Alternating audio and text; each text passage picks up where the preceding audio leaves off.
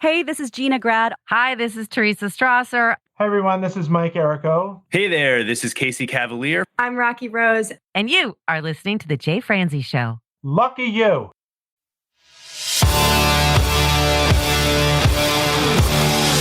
Welcome to The Jay Franze Show. A behind-the-curtain look at the entertainment industry with insights you can't pay for and stories you've never heard. Now, here's your host, Jay Franze.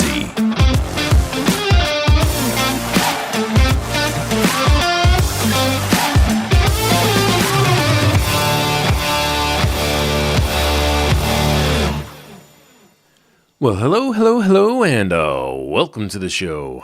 I am Jay Franze, and this is your backstage pass to the music industry. This week, we get to talk with a Southern rock recording artist and an actor.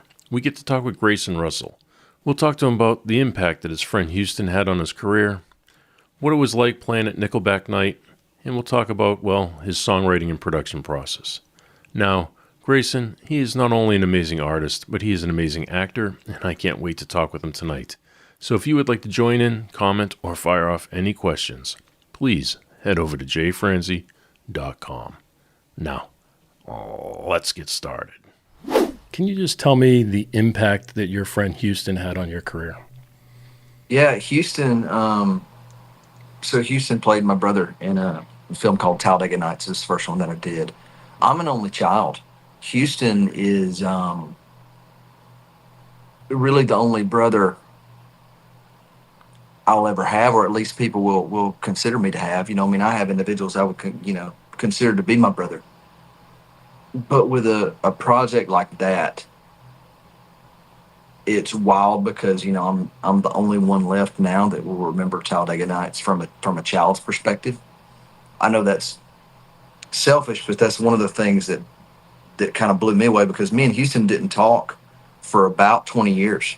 It was just whenever we kind of came up, doing Talladega Nights, it was really kind of before everybody had cell phones, and he lived about 45 minutes away, which was a pilgrimage to a 7-year-old. What was crazy though is when Houston passed and we were at the funeral, I reconnected with his sister Hayden, who's my age. She's an audio engineer at East Irish Studios for Universal. Oh, I know it well. And whenever I went to cut my record, she engineered the whole thing. Because my producer, who was going to help me do it, passed away, had a massive heart attack a month before we went into the studio. So I was kind of scrambling to have somebody to hit the big red button. And Hayden came in and handled it. It's been a tough journey. Post, Houston's passing. I've got a degree, a master's in clinical mental health counseling, and me and him started talking about 2 weeks before he passed away, which I was, praise the Lord that I was able to get that in. But that, it's been a ride. It's certainly been something that I'll do a string of social media posts where I go through my scrapbook and, just go through, what it was like doing Talladega Nights or Wimpy Kid or Greyhound or whatever, all these things that, my mom thankfully put in a scrapbook for me. And it works to keep Houston alive as much as anything else. What was the age difference? He was 6 years older than me.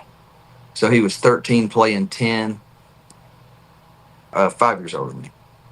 Yeah, so he was 13 playing 10, and I was 7 playing 7. With Talladega Nights, he really treated me like a younger brother. He was very kind. I don't know too many 13-year-olds that would give a crap about, babysitting this little 7-year-old kid, much less on a Will Ferrell movie.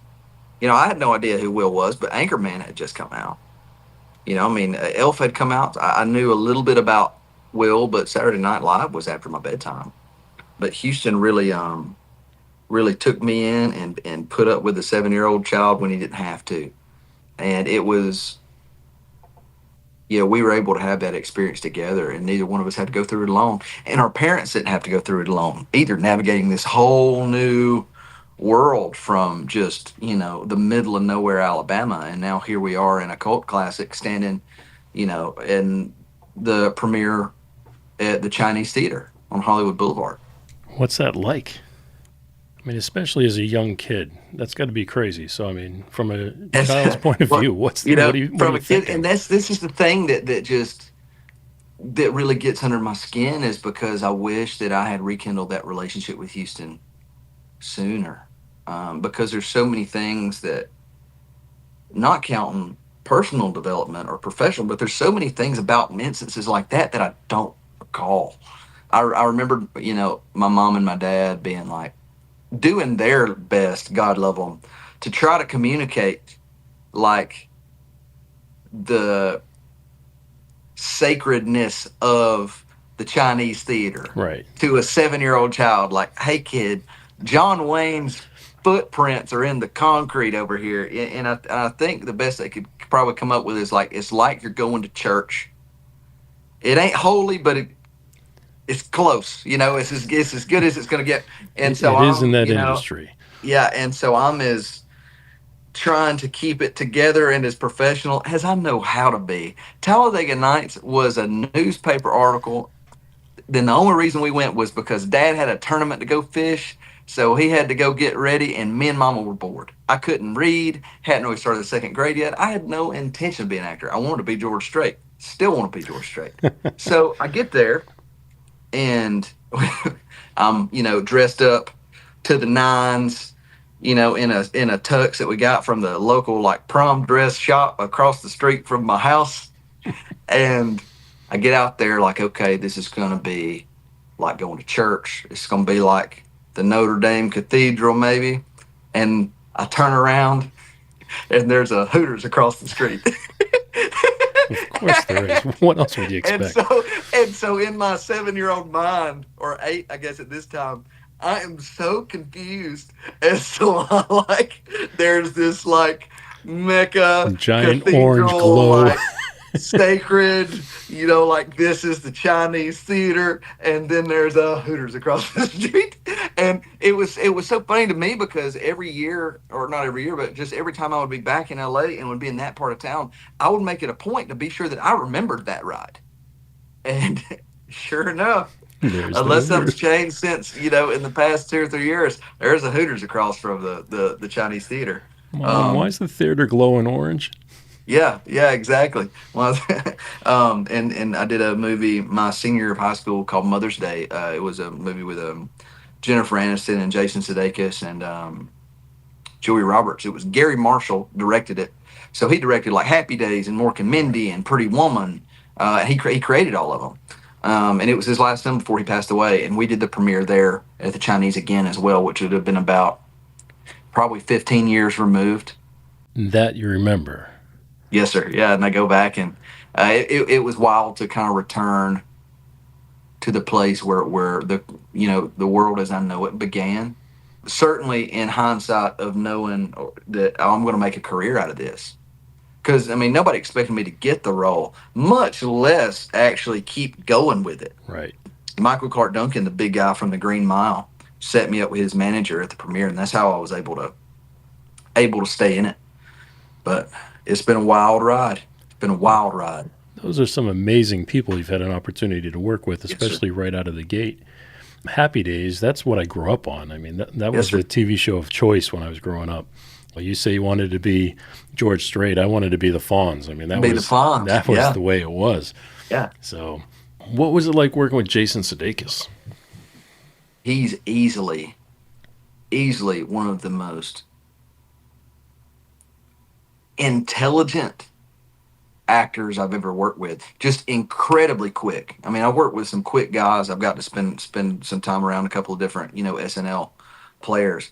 But that man, he was playing a retired Marine Corps veteran who was a soccer coach, but was like managing to work in Shakespearean insults into things. And it like made sense in a weird way. And it was just, he was making stuff happen, no different than Will Ferrell, that I think that if it had come out of anybody else's mouth, it wouldn't land. It wouldn't land. He is just he was an incredibly just quick, really sharp guy. And you have to be, in that environment at that level. But Jason was precious, incredibly kind to me. Was Will on at all times? No. No, he cut it on. He cut it on and cut it off. When he needed to be on, he was on it. And when he didn't, I mean, he was just a normal human, and he was incredibly kind to me. I don't know who would be, just an outright, ass to a 7-year-old. Right, of course. I guess going into it, all we had kind of heard were horror stories. You had child actors that turned out this way or the other. But if that had been a bad experience, I never would have touched it again. Yeah. Looking back at it now, would you do it over again? Absolutely. All right. Absolutely. I mean, I don't think, I know a lot of films now, there's just so much more content that's out there. It's hard for a generation or to really wrap something up and receive it, and it had the effect like Talladega Nights had. The amount of people that I have come up to me still, and from all walks of life. I had a guy last year come up who he was a veteran, and he said, "Man, the day I shipped out to Afghanistan, Iraq or Afghanistan, one of the two," he said, "Dude, I was like rethinking my whole life. Why in the world am I here? Like, okay, boot camp's cool, but now I'm actually about to go into a war zone." Can't imagine. And he was all eat up, and he was about to hop on the plane to go, and they made him babysit some kind of, I don't know what it was, something in a warehouse, and he was sitting there, and he was like, "Man, I was about to have a full-on breakdown," and I looked up, and Talladega Nights is on the TV, and it was the film that, like, my family, like, that was our movie. That's the one we watched, and it was a touch point of just a little bit of peace for me that just kind of, calmed me down. And I mean, I know that's relatively small, but that's something that's going to stick with him the rest of his life. No different than me. I mean, we're filming it, and we're in the infield, and the first person to ever throw me a pair of beads was Amy Adams coming out the trailer. Like there's little things and odd things that you remember, but just to get to play a part in that man's life, and that's just one. That's just one testimonial, of Talladega Nights, or walking into my film undergrad degree, and the dinner table scene is on the slideshow in my class for product placement, and that's been on the, in the slideshow curriculum for the past 8 years. Right. Getting to walk into that, or on the CCM Christian music side, having guys come up and say, "Man, I use the dinner table scene as a way to teach people how the world views Christianity." So many different ways, that thing's been used as just, I wouldn't trade it. I wouldn't trade it just for the good that I know that it's done. When somebody tells you something like that, how does that make you feel? Humbled. I tell people I've been so fortunate to hit a level of relative success in the film industry with Talladega Nights, Wimpy Kid, and Greyhound getting the Oscar nod that most people never get, number one. And if they do, their grandparents aren't there to see them do it. Maybe their parents are, but they're, when they do hit it, they're Morgan Freeman's age doing Driving Miss Daisy. And the people that have supported this starving artist all the way through don't get to see them actually make it. Right. And so for me, I tell people, if I get smoked by the pedal trolley down here on 2nd Avenue, don't wait for me, man. I've got my money's worth out of this life. I really have. And to be fair, you get hit by that thing, you're going to make it. You might get trampled by a bunch of bridesmaids. It's going to have to be going downhill. You'll make it. The bridesmaids, they're not that fierce. That's a funny place, downtown Nashville. All right, sir. Well, let's go ahead. Let's break into music a little bit. Can you tell me what the Nickelback night was all about? So that was wild. That was the crazy. I was more nervous to sing at Nickelback night than I was to meet Tom Hanks, which was crazy. And it's not because, Tom Hanks isn't sacred. It's just different things mean different things, different people. When I just went and watched the new Gladiator movie with my best friend from home. I can show you the tile the tile floor I was standing on when I met him, and I was 4 years old. When we were like 10, his older brother introduced us to Nickelback, and I remember sitting and listening to this song "Saving Me" that somebody had put on YouTube to the original Gladiator, like they set it to like Russell Crowe's Gladiator. Right. And I would get home from school and I would probably watch that thing like 4 or 5 times a week. And to be able to, 10, 12 years later, get to sing that song that I'd sang in the shower since I was 10, I guess, 16 years later, since I was 10, to sing that at Nickelback's album release party was, I won't ever forget that. And then they posted it on their Instagram, and it's like, oh wow, this is, but to get to do that was a blessing, a blessing. Real quick tangent. You mentioned your schooling. Yes, sir. So clinical mental health. Clinical mental health counseling. Yes, sir. So my undergrad's in film, and then my master's is from Pentecostal Theological Seminary. It's in clinical mental health counseling. I did so much work, or was put in so many situations with other actors and musicians just over my life of these, one-on-one circumstances of people saying, hey, what would you do in this situation? This has happened or this has happened. And I just kept finding myself in all these situations where counseling was, that was what was needed. And I was able to provide it to the best of my ability. But it just kind of came to a point where it was like, all right, Lord, if you're going to keep putting me in these situations, I want to know what the hell I'm doing. And if nothing else, for my own personal safety. And then also, but it makes me be a better actor, though. I mean, I understand, or I'm able to look into, why did this character do this or say this, or, what is their, are they wanting to get this out of it, or they want to get this out of it? No different than my songwriting. I'm able to sit and, if I'm, writing something, if it's just me, particularly if it's a co-write, I treat a co-write like a counseling session. Just I get to put it, a melody to it, and I know the questions to ask. Do you feel this way because, no different than with film? Is it because this was the outcome you were wanting and that hope was deferred, or is it because you said this because you meant it, but then that backfired even though you were honest about it? Or how does that work into it? And I feel like I'm able to get a far more authentic product that way. So it's interesting. I wasn't expecting how that would work into it. I do a lot of work with this nonprofit called Creative Eds that does songwriting with veterans.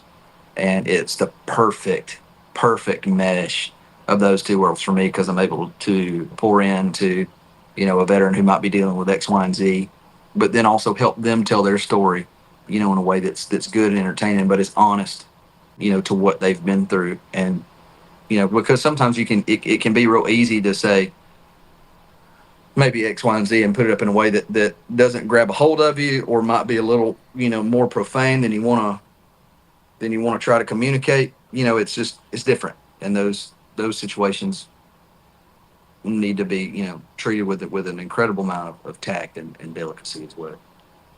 Did you find yourself being a natural mentor? Yes. If you're a natural mentor, I think that this kind of background, this education would come in, definitely handy.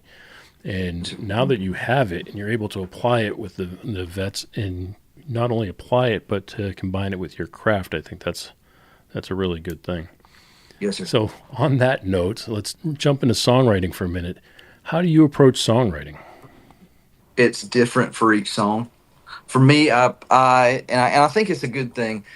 I haven't figured out a way, nor I guess have I really tried to write something that I haven't expressly walked through the middle of. It keeps my stuff authentic for sure, but it also requires me to go through a little bit of relative hell to dig up. And especially with the counseling background, I'm probably able to, it helps me articulate it a little better. But for me, it's almost always situational. I've never wanted a job as a songwriter, because I never wanted that to have to be my day-to-day. It would be a tough one for sure. It would be a tough one. I enjoy co-writing when I co-write, but there's usually, like I said, I do it a lot with vets, so there's usually a greater purpose behind it than just what we're doing. And I can imagine that's not your story either. That's their story. Exactly. For me, I got a buddy, he's about to be 92, who was the only doctor we had in town for a long time. And his favorite thing to do was deliver babies. He said that was my favorite thing to do. This has been like in the 50s and 60s. He said, because it's the only thing that I go into that you go into the hospital with and come out with something better than you had to start with. And that has been my relationship with songwriting, is this, going through some form of Sometimes it's good, but for the most part, for me to be moved to write it has to be something relatively difficult, or something that I might have gotten myself into, or something I've observed right up close that usually ends up redeeming the whole situation. I've got a song called "Turned Out Good" that I think I'll probably put out in April. That's about my granddad who just passed away. He lost his mom when he was 3. She got melanoma picking cotton, and when he was 7, he had strep throat, and it turned into rheumatic fever and paralyzed him. And so he would just scoot around on his butt. And they took him to a tent revival, like an old school church service in like 1952. After having been paralyzed for a year, they prayed for him and he took off running. And the whole family converted, built the church I was raised in. And there's a whole deal with that too. And the second verse involves a lot of counseling stuff with my father. But there have been situations that I haven't lived through that I've been able to watch develop my whole life and work with. I love songwriting when it's done and we have it, and here it is. I can't stand doing it.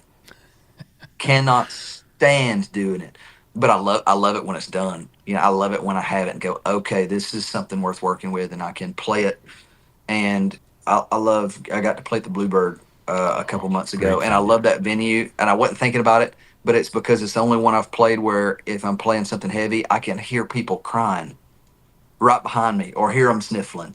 And so to see the songs that I worked through and that have been my own life for the past 4 or 5 years, see, it make somebody laugh or make somebody weep, has been a blessing for me, and certainly validated a lot of the circumstances and situations that I've been in that made me write the damn thing in the first place. The Bluebird, iconic venue, and just a quick note of why you're able to hear somebody cry within that room is because not only is it not the largest room, but the protocol is there's no talking. So people go there to hear the story behind the song, and they want to truly hear the story behind the song. Yes, sir. And there's no stage. You sit in the middle of all these tables, so you're eye level with everybody, and so you literally have people breathing on the back of your head while you're playing. I could hear the lady behind me just sniffing as could be, and we're like, okay, we're good. We're doing something. We're doing it. I had Katie Jane on the show last night, and Katie Jane, she's a country singer from Australia. And she's an amazing singer. I mean, just as talented as can be. And she was talking about a lot of the same things that you're talking about tonight about when it comes to writing a song. But one of the things we mentioned was she says she prefers playing live versus writing the song. And I was telling her as a musician growing up that I preferred going into the studio because I like to leave the studio with something in my hand, something that was a finished product. So I can definitely relate to where you're coming from.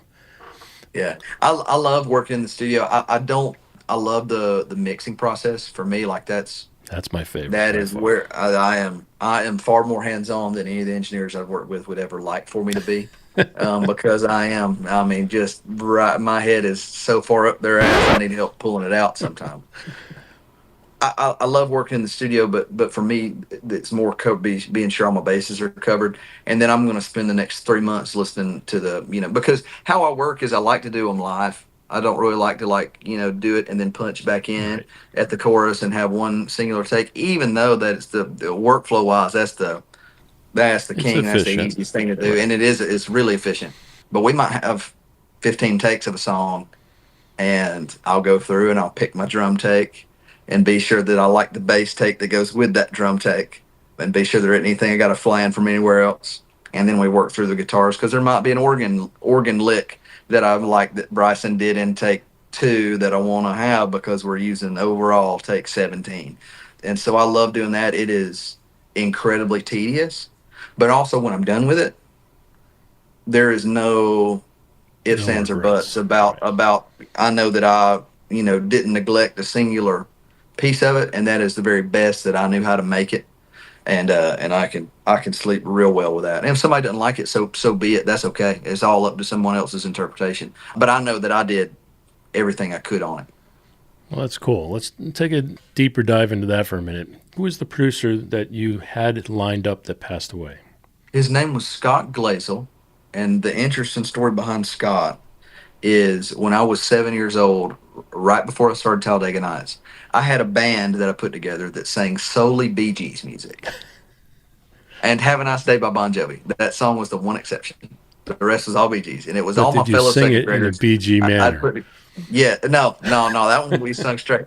But we never played anywhere. But I would make them all come over on the weekends and have rehearsals. Again, these are all my second grade classmates, and fast forward 14 years, my band was playing a show out at Johnny Cash had a farm out in Bon Aqua in Dixon. Yep. And we were playing a show, and this guy came out of the audience. He said, "Hey, man, you don't know who I am, but my name's Scott Glazel, and I mixed 4 albums for the Bee Gees, and I want to do yours when you get ready to do one." And I said, "Amen. Thank you, Jesus. Sign me up. Yes, sign me up." And like I said, unfortunately, he passed away about a month before we went to the studio to cut it. But it opened up another door for Hayden to come in, Houston's sister, and work on it. Another weird, crazy full circle is the first song I ever learned to sing that I sang by myself when I was 3 was "I Can Only Imagine" by Mercy Me. I ran into those guys about 20 years later on a retreat out in Wyoming, and they said, "Hey, man, we got us a studio. We got a cabin from Motley Crue, and we dropped a studio in it. We call it the Imagine House. Come over and cut your record." And I was able to not only cut a record, but I was able to do it in a studio that was built on the proceeds of the first song I ever learned to sing, and the first song I ever recorded with my dad when I was 6 on his first record. So there were so many different circles just fully coming around when we cut this thing. But yes, the Bee Gees guy's name was Scott Glazel. All right. So Scott unfortunately passed away. Yes, sir. Did you then take on another producer, or did you choose to do it yourself? I cut it myself, and then I brought on a guy, actually Scott's business partner, Mr. Lauren Johnson, his partner at the studio that they ran. It's an Atmos studio called Mersive. They actually just mixed the Red Clay Stray's newest record that got submitted for a Grammy. Incredible work. And Lauren believed in me enough, mainly because Scott believed in me. Right. And so Lauren's been incredibly helpful. I mean, I wouldn't be able to do this record without him, just allowing me to come in and him working with me for all the post-op stuff. Him and Alex both. All right, so let's touch on that for a minute, because I know when I had the opportunity to work for Bob, I also had the opportunity to work for 2 other producers in town, and they were all completely different. One was a demo producer that was doing demos for songwriters. One was a mid-level producer who was doing young up-and-coming artists, and then there was Bob, who was doing all the seasoned artists, all the big ones like George Strait and so on. So I've had an opportunity to work with these people and see different types of working styles. Can you tell me the style that you took on when you started producing the record, and then the style that he took on when he stepped in after? Yeah, for me, thankfully, all the songs that we cut, we've played for about the past 2-3 years live. So there wasn't too many discrepancies as to how we were going to do it. I mean, we walked in, we took us about 4 or 5 days. We cut 14 songs. So, I mean, we stretched it out for sure. Or we cut 12. I'm sorry, we cut 12, and then we've cut 2 more since then. And when Lauren stepped in, it was really far more on the mix and the plug-in world that I've been illiterate to. Thankfully, from the acting side of things, the self-awareness there of how I'm telling the story and how I'm breathing. And the tone that I sing this one in isn't going to be the same tone I'm going to sing this one in, but there has to be enough of a through line there to where I'm not sounding like 2 different people, but you believe each one. My pet peeve is when somebody sings a song and I don't believe that they believe it. That song's for somebody else. If I don't, if you don't believe, in it, then why should I? And Lauren was really, really, really helpful. And we cut the record, and then I cut all my vocal takes post-op over everything. And so he was really hands-on with me in the vocal comps. And, I'd cut 4 or 5, vocal passes, and then we would go in and literally grab this syllable from this one over here and grab this syllable from this one over here. And it's funny because it's no different for me than my approach to acting. And you give me 5 takes, there's going to be 2 or 3 spots in them that are all the same because that's the way that I believe that's how that should be done. Right. And everything else, there's going to be the whole take itself will be its own thing, more or less a consistent tone. And then take 2 will be its own consistent tone. And it'll be just a hair different from the first one. Right, slight variation. Yes, sir. Yes, sir. And then I would go in. I would let Lauren take a break, and then I would go in and listen to the 17 takes, and go, I don't want to waste his time. Right. Then I did that at a couple different studios where I had time over the next year, and then once I kind of compounded them, Lauren stepped in on the back end and approved kind of the mix that I was working with my buddy who's an engineer as well. It's been far more. He's been really good about letting me stretch my legs and figure it out for me and how I like to work, and coming in and giving the green light or saying, no, you need to go this way, and here's why. And it's just it's been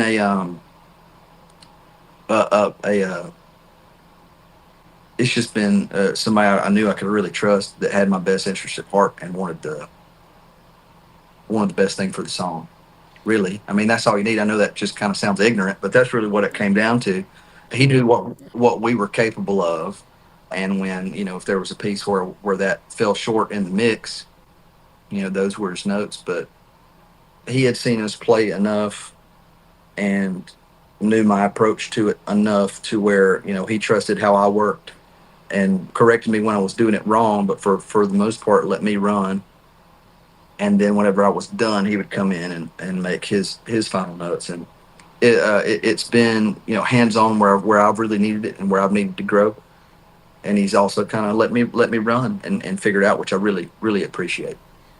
Well, let's connect the dots to a couple pieces here. So you had Hayden come in as an engineer. Yes, sir. And she works out of East Iris. Yes, sir. Yes, sir. So it's been a web. It's a web of engineers. So Hayden came in I had my buddy Luke from Cleveland, Tennessee, where I did my my undergrad. He helped me cut all my demos in his dad's studio, and Luke's like 19. And so I had Luke come in. He assisted Hayden when we tracked it as a recording engineer. Was this at East Iris?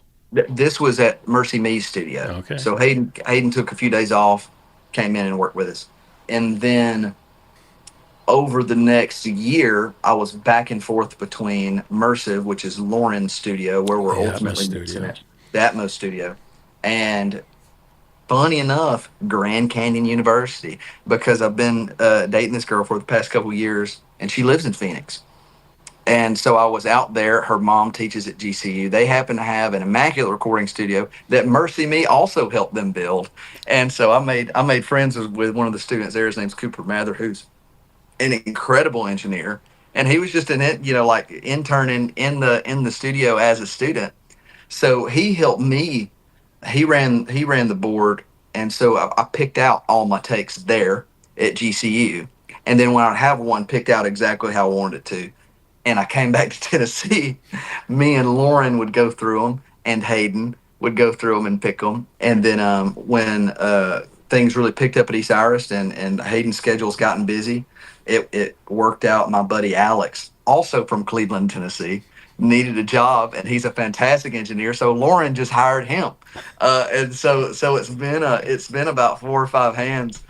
I don't know how to run Pro Tools by the end of this thing, but it's been really interesting, because I wanted to cast a really wide net sonically with this record, because I didn't want one sound to stick, and I cut an album volume 2 towards that direction and it come out of left field. Right. I want everybody to know kind of, hey, here's what I'm capable of that's in my wheelhouse, that I know is in my wheelhouse. We've got this over here that sounds like George Strait. We got this that sounds like Steve Earle. We've got this up the middle that feels like Gordon Lightfoot, or this part over here that feels like Skinner, or this that feels like U2. Boom. Here you go. And so for volume 2, now you can if pick it's it a out. little more U2 or a little more George Strait, it's not, you kind of know what you're getting into, and it's not, I always go back to, this is Spinal Tap, where they come out with like the jazz fusion record, it's like, who told them to do that? Anyway, sorry, there's your left turn. That's all right. We could take a left turn as long as we turn it up to 11. Yeah, amen. All right, well, let's tie it all in together now. You've got the production process, you've got the writing process, you've got the studios that we've worked in. We've talked about the songs themselves. You mentioned that they all come from stories of your life. Yes, sir. Okay, so let's talk about Corn and Kerosene. Corn and Kerosene. So when I was looking at the album, the first thing is that I wanted to write the whole record. For everything that wasn't a cover, I wanted to write it, and I wanted to be the only writer on it. Mainly because I wanted people to know that I'm here to stay. This is what I've always wanted to do, and it's not just an actor that switched over to music because he was bored. This is something that I've always wanted to do. This will be the fourth record that I've played a part in. Here we are. And to be fair, you wanted to do this first. Yes, sir. Yes, sir. And two, I put together in my mind, if I could just have one country record, what songs would be on it? What styles? And I didn't solely write songs that paralleled to those, but some of them definitely lean more that way. So I love Copperhead Road by Steve Earle. Corn and Kerosene is the closest I'm ever going to get to having a song that's that direction. I love Beneath the Bow because it feels something kind of like a Gordon Lightfoot record that Edmund Fitzgerald crossed with something with. That's its own like operatic thing. That's its own deal. Got a song there called Sing It Plain that feels a little bit like Crazy Town off of, or the song Crazy Town off of one of Jason Aldean's records. There's a song called Regret on there that feels very much somewhere between Johnny Cash and Nine Inch Nails' version of Hurt. The Turned Out Good song about my granddad is, the closest thing I'll do to a song Craig Morgan cut called This Ain't Nothing. And so for me, it was a matter of putting together what I saw to be one of the ideal Southern rock country records that I could put together in my mind, and being sure that all those sounds were covered to some extent to the best of my ability. As a producer yourself at the beginning stages of the record, were you the one that selected the musicians? Yes, sir. The musicians are the band that I put together in college 7 years ago. It's the band that I travel with. The crew playing the record is the crew that I play with. That's awesome. The guy that played the harmonic solo on the end, the Allman Brothers style deal, his name's Corbin Brown, started playing in my band, playing college gigs when he was 12. He travels with a guy named Jason Crabb right now, who's won a whole slew of Grammys on the Christian music side of the world. The only guy I've brought in, one guy on Beneath the Bow, his name's Dave Cleveland, to put some guitar stuff on it. But as for all intents and purposes, both songs are nothing but the guys that I put together out of college. It's my band. They'll make you rack your brain too, because they're not studio musicians any more than I am. But we've played the damn thing for 3 years. So it's just a matter of now, like, oh, sweet. So you mean we can add on 2 more guitars that we don't actually have bodies for live, or we can throw in this harmonic solo that goes back and forth like it's an Allman Brothers song, or this, that, and the other. I play mandolin on it, which I don't ever really play mandolin live. I play acoustic on this track, and predominantly when I'm with my band. Honestly, Corn and Kerosene was the first song we cut, the first one we recorded when we did the record, because it was the one that was the easiest to play. So like 4 chords the whole time. And it's the one we thought we would warm up to because it didn't have a chance. Like it was the one we thought would be the crappiest one off the deal. And we got done and listened back to it. It was like, well, boys, That's I our don't really know song. I don't really know. That's our signature hit right there. This is pretty good. It was a funny kind of, none of the songs that are on the record I meant to write. One or two of them I did, but again, it was all circumstantial as to how my life was going at that point in time. The first 3 years prior to us recording it. Corn and Kerosene it's about all the crazy I've had to do to pay my band and to make this dream happen. What will you buy? What will you sell? What will you buy and resell to pay the band? Because what's the song? Again, Crazy Town. You pay your dues and you play for free and you pray for a honky tonk destiny. Like that's cut your teeth in smoky bars and live off tips from a pickle jar. Like that is it. And so what crazy things will you do to make your life happen and to make the dream that you feel called to do come to fruition? And it took that and it compared it to, like I said, my granddad when he was 3, his mom died of melanoma. Well, his dad became a belligerent alcoholic and began actually making and selling liquor in the late 40s, early 50s in Alabama at home. And there's a line in there that says, Pop said the Lord used hell to save him. He watched his sins drown in the TVA. His still was in a cave on Lake Mitchell in Alabama. And when they put the dam in, it flooded it. And literally, like, dam's up, here comes the water, like, oh, brother, where art their style? Floating down. There it went, literally watched his sins drown in the TVA. And it wasn't that it was Alabama Power, it wasn't TVA at that point, in time. But just about every line in this thing is, I can't really think of a line that hasn't happened for sure, and for certain in that song hasn't happened to me or somebody that I was related to. Yeah. Which is crazy all within itself. Yes, sir. Yes, sir. But how does it go over when you play it live? Oh, it's so much fun. It is so much fun. We've gotten in a groove now where we open up with "Call Me the Breeze," the Leonard Skinner song, but we play it a little. We play a little na na na dun dun dun. We play it a little faster, and we come right out of that. Big crescendo da da da da da. One is 4 on the floor on the hi hat and right into Corn and Kerosene. It's just fun to be able to do your own stuff out of stuff that you've listened to and played. The majority of your adult life. Songs that you cut your teeth learning and playing, and songs you learn guitar to. You're able to now take that, play it, and then switch into one of your own and watch people jump around and hoot and holler and have a good time. I mean, my favorite line in that song is the bridge is, now you got to take it easy, pop the clutch and try to unwind. Now I know why Pop and Willie asked that river to ease their mind. Which is because, like, Whiskey River eased my mind. Don't let a memory torture me. Old Willie Nelson song. But in all reality, I mean, yeah, there's a lot of moonshine songs out there about people's dads or granddads or great-grandads that I'm sure are valid. Man, I didn't just want to come out, with "Here's my moonshining song," because I didn't do that. I didn't grow up doing that. No different than like mud and truck songs. I grew up riding around in mud, and I grew up driving my granddad's truck. But that wasn't a massive part of my life as it is to other people's. So for me, it's like, y'all sing that because you can do it well, because you believe it, and that's the life you live. I didn't. But here's how I can communicate in a way that's authentic and that I'm, staying true to what I know and not really having to fib, which has been a blessing. We got a lot of source material to go on in the Russell family. So you mentioned the lyric of the song, "Praying for Tips in a Pickle Jar." Yes, sir. I know, especially in Nashville, all of the venues, especially up and down Broadway, are play for tips. So you start in that world and you work your way up to these bigger venues. What's that path like for you? The path has been no different than film, a rather ambiguous one. I've never gotten into anything the conventional way. I think that's just all glory to the good Lord, making for sure and for certain everybody knows it come from Him.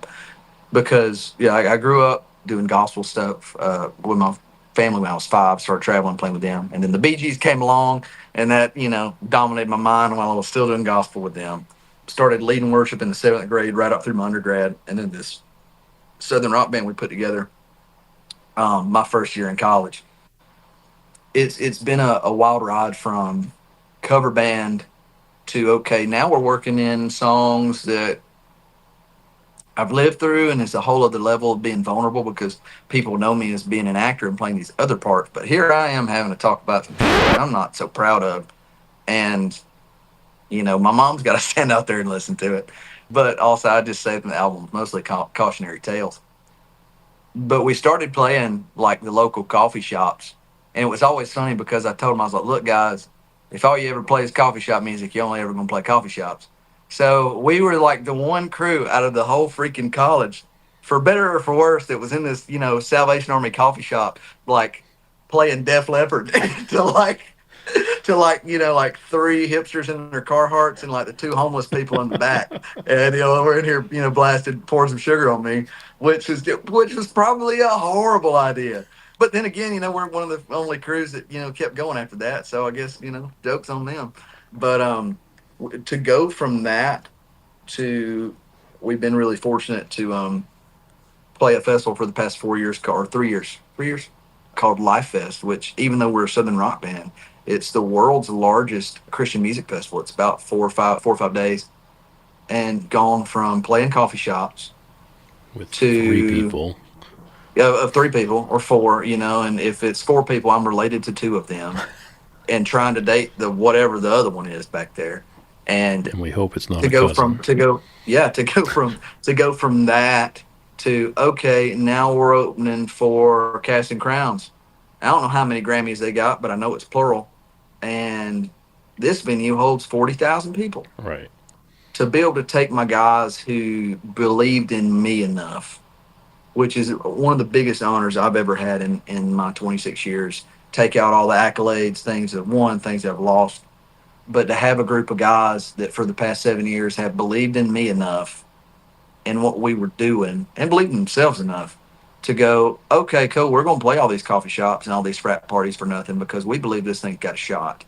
To be able to take that and 7 years later from playing coffee shops and gazebos on the front lawn at the school to, cool, here we are, I rent the van and I've got all the merch and I've bought the hotel rooms and here's our set and everybody be sure you got your in-ears and everything else, and this is what we've wanted that we never really thought we might get, and if we did, not anytime soon, and don't screw it up, has been a blessing.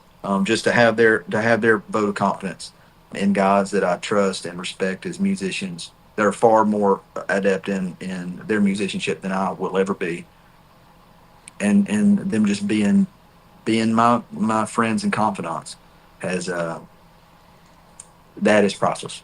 Before I move on, what's it like playing at a frat house? Oh, it's awesome.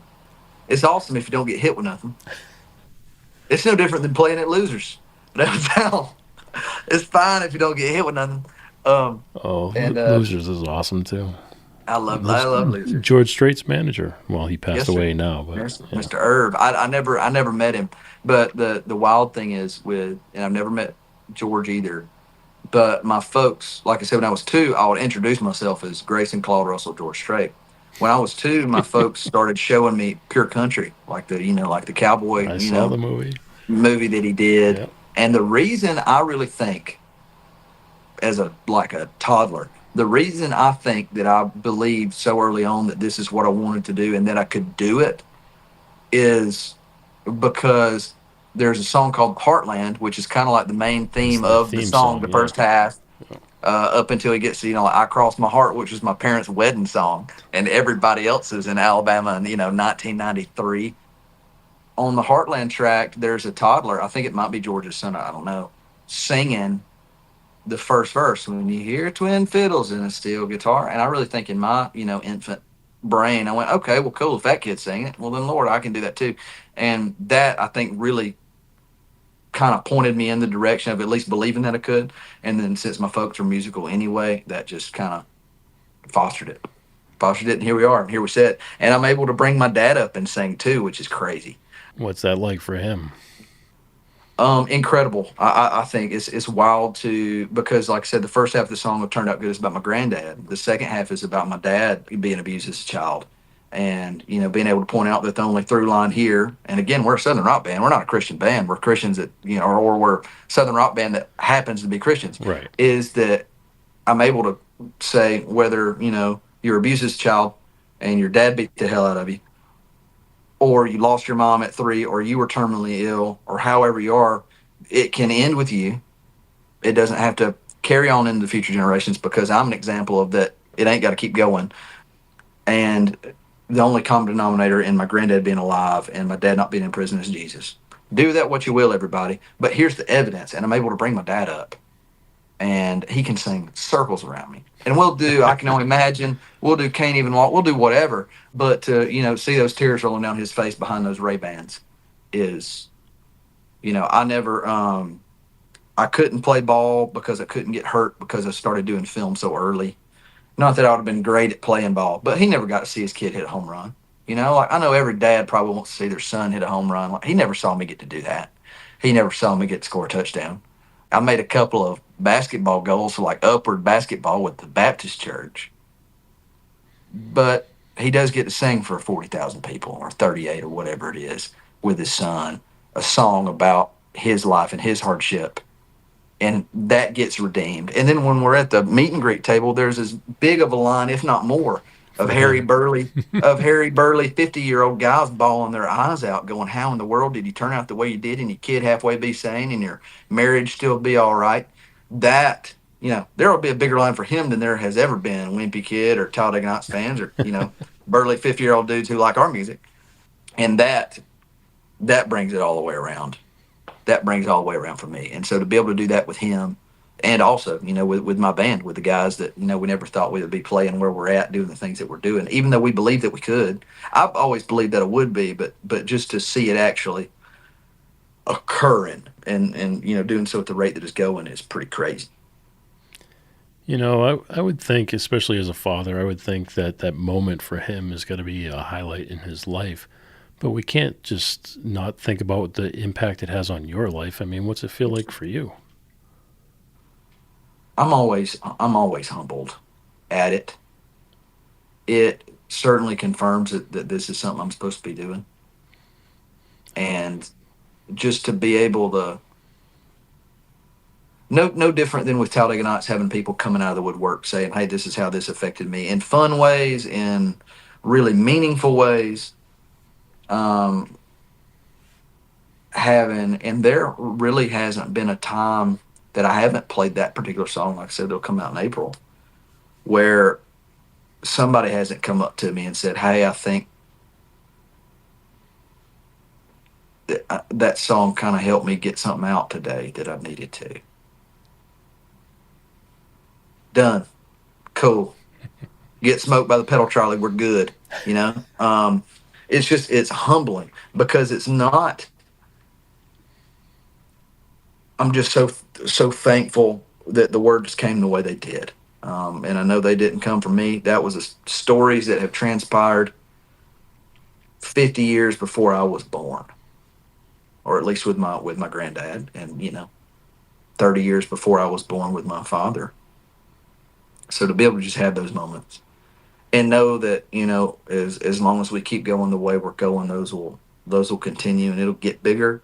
It's pretty wild because I just know the lives that we'll get to touch and in ways that, might not get to otherwise, and that we're the ones that get to do it I wouldn't trade that for anything. And then we turn around and we play Freebird, or we go back to whatever we're doing. Of course. But to have that moment is priceless as a son. So being from the outside, now getting to work on the inside, what's been different that you would have expected it to be done a different way?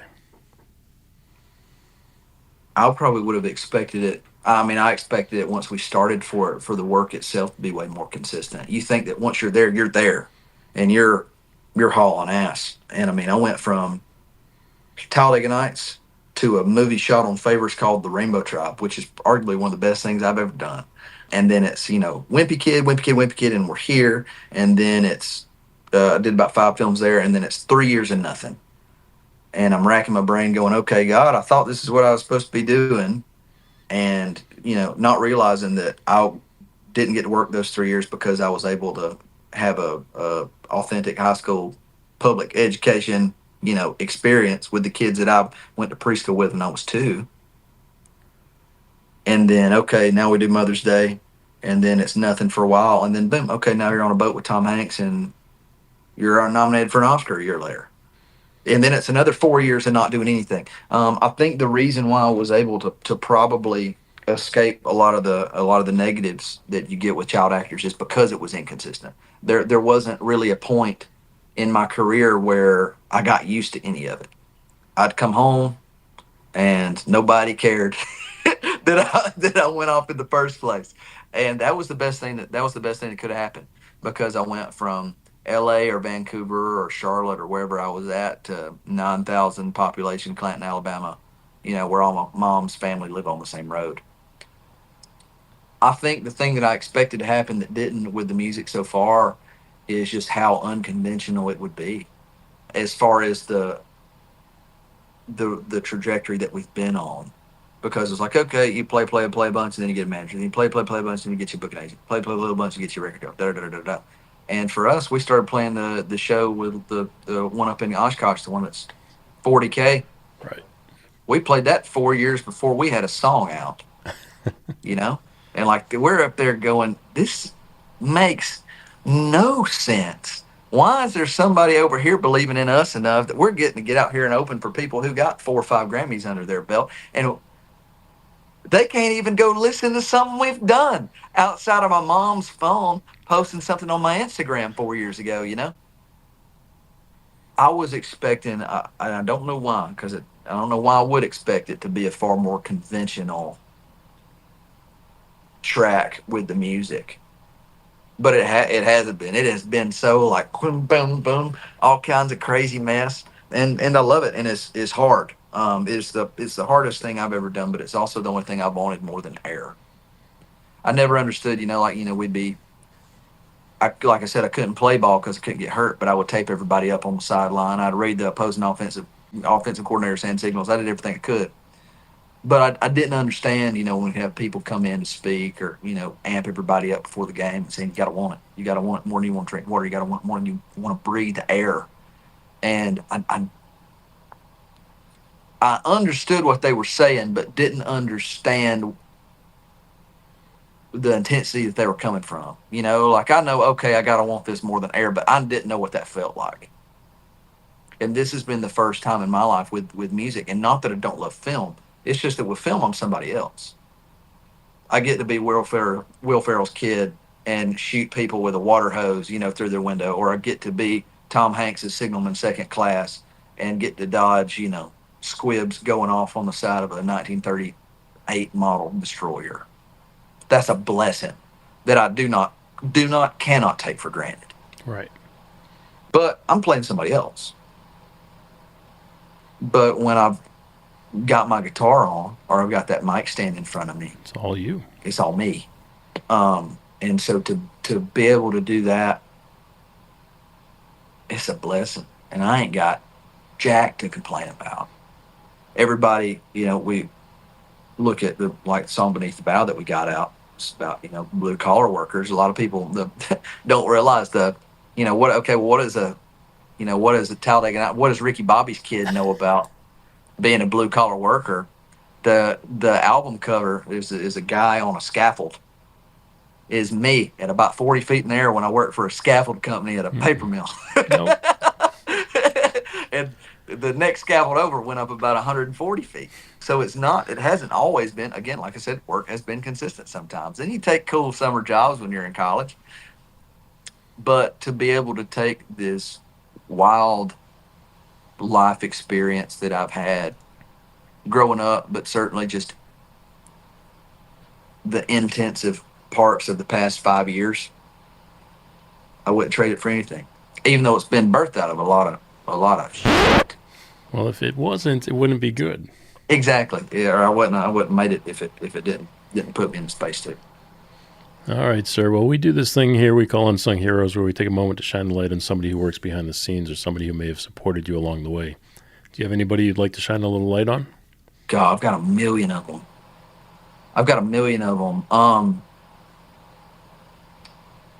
There are 2 school teachers at home.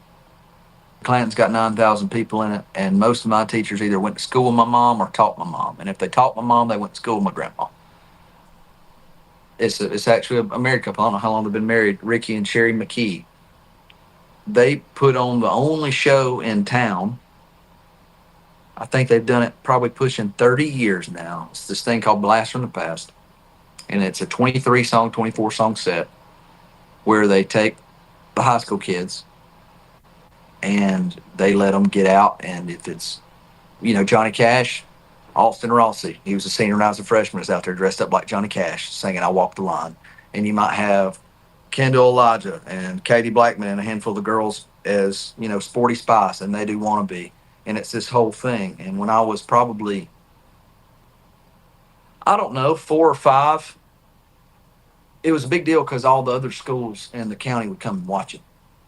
Because we didn't have a whole lot there wasn't a drama program, there wasn't nothing. It was just these 2 teachers that had a heart for that. They didn't even teach us how to sing. They'd bring in people that could sing in the churches. They just wanted to do it and create a space for us to do it. But like the elementary schools would come and watch. And I remember my buddy Katie, who I'm pretty sure was one of the Spice Girls when I was in high school.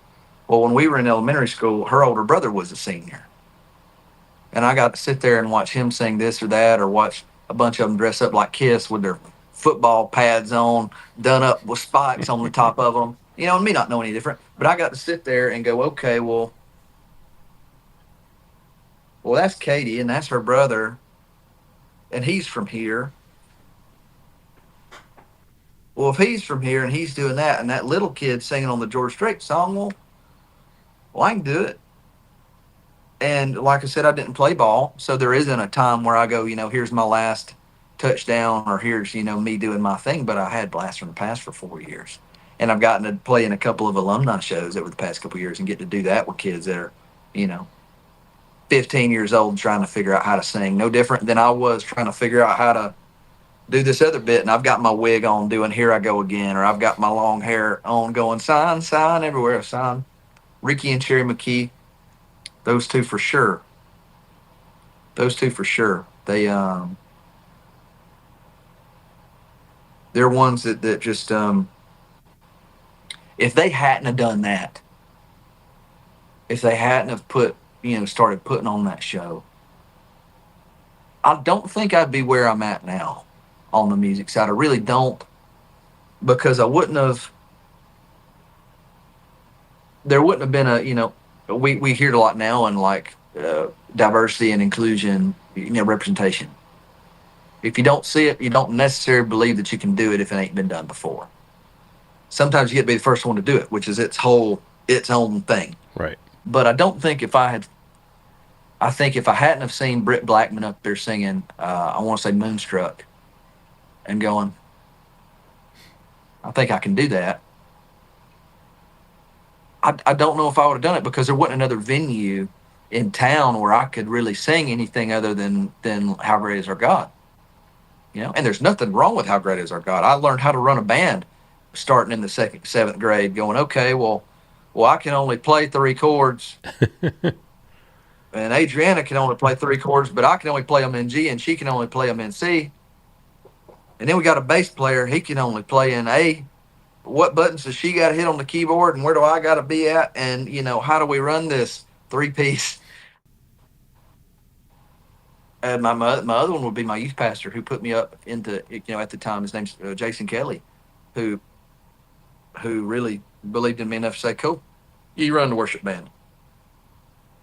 I think technically I wouldn't be where I'm at if that hadn't started. I wouldn't have had the opportunity to. It would just been, I'd probably be a better guitar player, because I'd have nothing else to do other than just sit and play guitar. But as far as a band leader, and just learning the capabilities of what I can do live, knowing what wheelhouse my guitar player's in and how we can move and navigate things. When you got a 3-hour altar call service going on, because we're Pentecostal to the core and there's people rolling around in the floor, and how do you keep this ball rolling without singing How Great Is Our God for the next 3 hours like it's Rawhide and the Blues Brothers?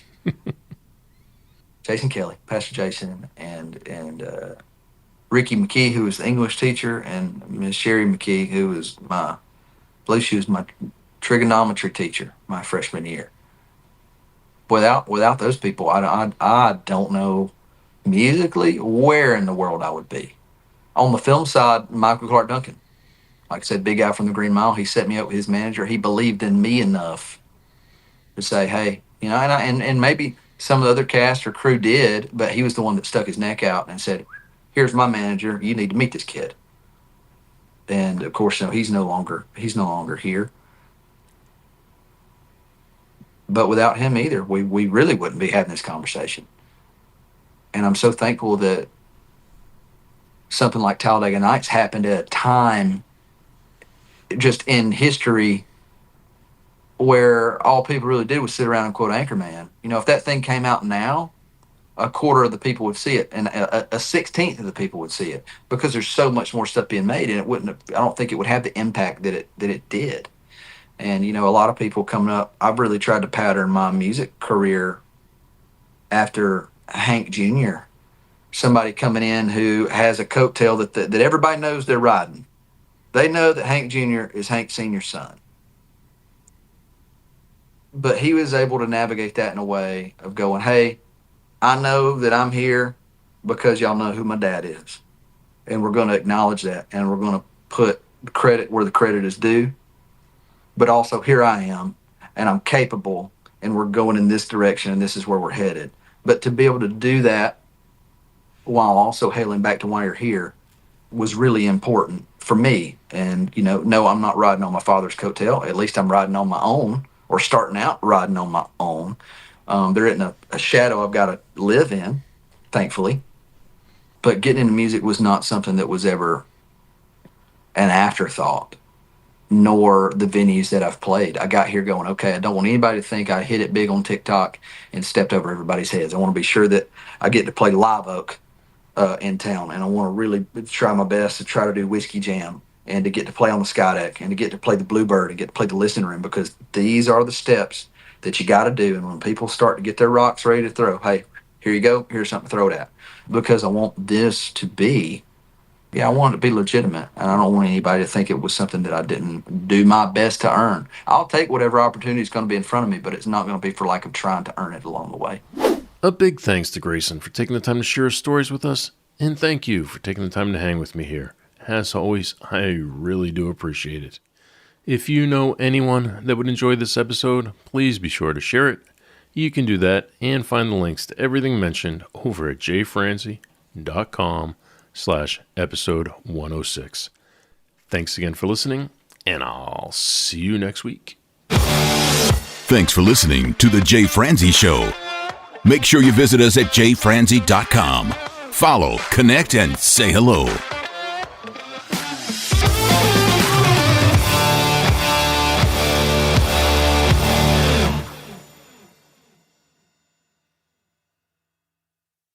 This episode has been brought to you by VR Knives, your source for 100% custom knives made by a true rock star. So, if you're in the market for a new piece of art, reach out to VR Knives.